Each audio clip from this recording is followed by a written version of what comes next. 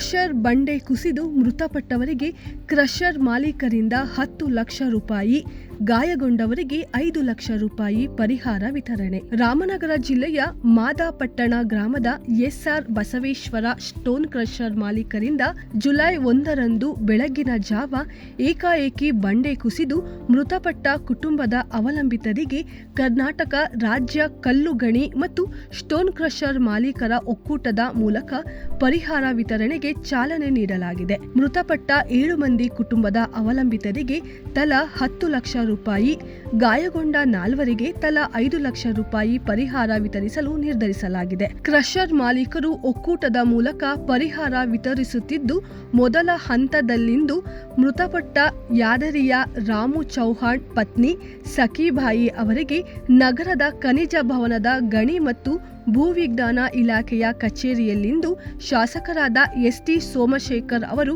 10 ಲಕ್ಷ ರೂಪಾಯಿ ಚೆಕ್ ಅನ್ನು ಹಸ್ತಾಂತರಿಸಿದರು. ನಂತರ ಮಾತನಾಡಿದ ಎಸ್ಟಿ ಸೋಮಶೇಖರ್, ಸರ್ಕಾರದಿಂದಲೂ ಸಾಧ್ಯವಿರುವಷ್ಟು ಪರಿಹಾರ ದೊರಕಿಸಿಕೊಡಲು ಶ್ರಮಿಸುತ್ತೇನೆ.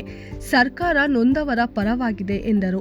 ಕರ್ನಾಟಕ ರಾಜ್ಯ ಕಲ್ಲು ಗಣಿ ಮತ್ತು ಸ್ಟೋನ್ ಕ್ರಷರ್ ಮಾಲೀಕರ ಒಕ್ಕೂಟದ ಅಧ್ಯಕ್ಷ ಸಿದ್ದರಾಜು ಮಾತನಾಡಿ, ಮೃತಪಟ್ಟ ಕುಟುಂಬ ನೈಜ ಅವಲಂಬಿತರನ್ನು ಪತ್ತೆ ಮಾಡಿ ಅವರಿಗೆ ಪರಿಹಾರ ಹಣ ವಿತರಣೆ ಮಾಡುವ ಪ್ರಕ್ರಿಯೆ ಆರಂಭಿಸಲಾಗಿದೆ. ಕ್ರಷರ್ ಮಾಲೀಕರ ಮೂಲಕ ಪರಿಹಾರ ವಿತರಿಸಲು ಕ್ರಮ ತೆಗೆದುಕೊಳ್ಳಲಾಗುತ್ತಿದೆ. ಇದೇ ಸಂದರ್ಭದಲ್ಲಿ ಮೃತರ ವಾರಸುದಾರರಿಗೆ ಪರಿಹಾರ ವಿತರಣೆ ಮಾಡಲು ಎಲ್ಲಾ ರೀತಿಯ ಕ್ರಮಗಳನ್ನು ತೆಗೆದುಕೊಳ್ಳಲಾಗುತ್ತಿದೆ ಎಂದರು.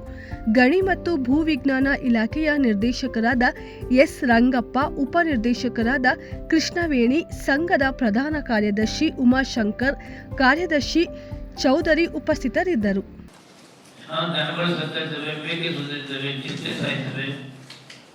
ಪ್ರಾಣಿಗಳು ಒಬ್ಬರು ಇಬ್ಬರು ಏನೋ ಒಂದು ಆಗ್ತದೆ.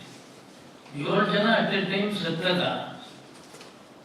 ಇಲ್ಲ ಮೇಲ್ಗಡೆನಾದ್ರೂ ಕೆಳಗಡೆ ಯಾರು ಮಾಡಬೇಡ್ರಿ, ಬೇರೆ ಕಡೆ ಮಾಡ್ಕೊಳ್ಳಿ ಅಂತನಾದ್ರು ಹೇಳ್ಬೇಕಾಗಿತ್ತು.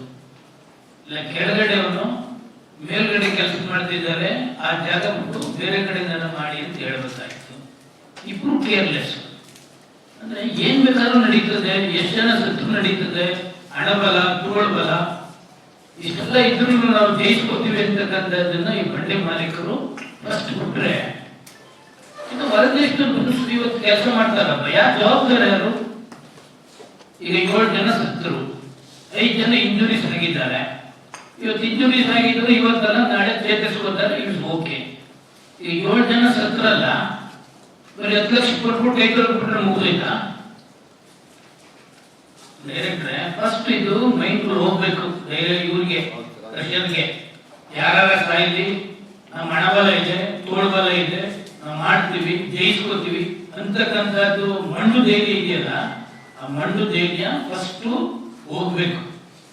ಒಬ್ಬ ಯಾವನಲ್ಲಿ, ಈಗ ಬಿಹಾರ್ನಲ್ಲಿ ಇರ್ಬೋದು, ಛತ್ತೀಸ್ಗಢ್ನಲ್ಲಿ ಇರ್ಬೋದು, ಮಧ್ಯಪ್ರದೇಶದಲ್ಲಿ ಇರ್ಬೋದು, ಅವ್ರು ಯಾಕೆ ಅಲ್ಲಿ ಕೆಲಸ ಇಲ್ಲ ಅಂತ ಬರ್ತಾರ?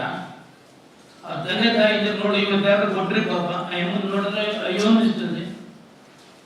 ಅದಕ್ಕೆ ಏನ್ ಪ್ರಿಕಾಷನರಿ ತಗೋಬಹುದು ಅದನ್ನ ತಗೊಳ್ಳದೆ ಹೋದ್ರೆ ಇವತ್ತು ಸಾಯ್ತಾರಪ್ಪ. ಇನ್ನು ಮುಂದೆ ಎಷ್ಟು ಜನ ಸಾಯ್ತಾರೆ ಅಂತ ಏನ್ ಗ್ಯಾರಂಟಿ ಏನು? ಅದಕ್ಕೆ 1000 ಜನ ಕೆಲಸ ಮಾಡ್ತಾರೆ, 1000 ಜನ ಸಾಲ ಸೋಲ ಮಾಡಿ ಲಾರಿಗಳು ತಗೊಂಡಿರ್ತಾರೆ, ಅದೇ ಕೆಲಸ ನಂಬ್ಕೊಂಡಿರ್ತಾರೆ. ಹುಷಾರಾಗಿ ಹ್ಯಾಂಡಲ್ ಮಾಡಬೇಕಾಗ್ತದೆ. ಸಿಂಪಲ್ ಮೇಲ್ಗಡೆನೋ ಕೆಳಗಡೆಗೆ ದೂರ ಮಾಡ್ಕೊಳ್ಳಿ ಅಂತ ಹೇಳಿದ್ರೆ ಮುಗಿದೋಗುದು.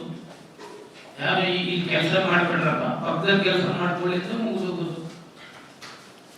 ಇಲ್ಲ ಕೆಳಗಡೆನೋ ಮೇಲ್ಗಡೆ ಕೆಲಸ ಮಾಡ್ತಾವೆ, ಈಗ ಪಕ್ಕಕ್ಕೆ ಮಾಡ್ಕೊಳ್ಳಿ 1-2 ಗಂಟೆ, ಅದಾದ್ಮೇಲೆ ನೋಡೋಣ. ಅಲ್ಲಿ ಯಾರಾದ್ರೂ ಒಬ್ರು ಸೀರಿಯಸ್ ತಗೋಬೇಕಲ್ಲ.